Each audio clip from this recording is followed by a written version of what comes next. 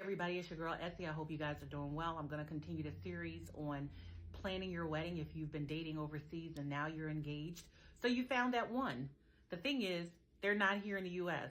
They're overseas. And once again, I can only tell you from the viewpoint of someone who married someone who is in Nigeria, but I'm sure you're going to investigate what's needed for marrying your fiance if they're in another country overseas. You got to get the details.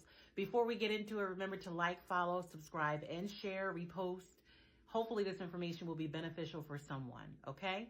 So if you're going to get married to someone who is in Nigeria, you're having the wedding there in Nigeria, which we talked about was, I believe I put a video up that it was a lot less expensive than what it would be like here in the U.S. But if you're going to have your wedding over in Nigeria, you have to file a special marriage application, right? And so you have to do that. I'm looking at my form here with the Ministry of Interior, Citizenship, and Business Department. So my husband did it for us. That person that you're marrying, it'd probably be better for them to do it. I don't know if you can go on the website and fill it out yourself or have someone do it for you, but you're going to have to investigate that. It's about 40,000 Naira, and you'll have to find out what the equation is or, find out what the equivalent is for US dollars, but it's really not that expensive. Now, what I will tell you is you got to do this, I think, 21 days to 30 days before you actually get married to get approved. And that is just like getting a marriage license here in the U.S., okay? It's just, they want to make sure that this person is eligible to get married and also that you're eligible to get married. So it's best to go ahead and get that done. They do post it up on their website for other people to see that you filed for this application. So just go ahead and know that that's something that's going to be required. Now, when I got there, so the actual ceremony that we had was on a Saturday, but the actual legal ceremony was that Friday before the wedding.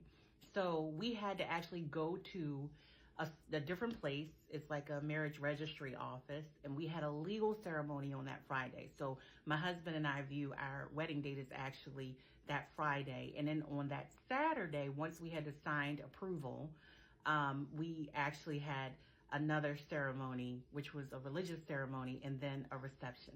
Now, our wedding ceremony was American style because we wanted to pay tribute to both cultures, right?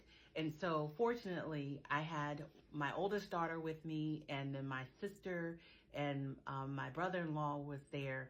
My brother-in-law actually did our marriage talk during the religious ceremony. And then for the reception, we had it Nigerian style, and we had a ball. I will tell you, my husband and family and the friends, that we have over there, they know how to party and get down, and we had a ball. So that's something else that you're going to have to keep in mind if you are planning on doing a spousal visa and you have gotten married also over there in Nigeria. Tell me what it's like if you've married someone from another part of Africa or in Europe, because I don't know what those requirements are, but drop them in the comments. I'm sure they would help somebody else. And trust me, you know what?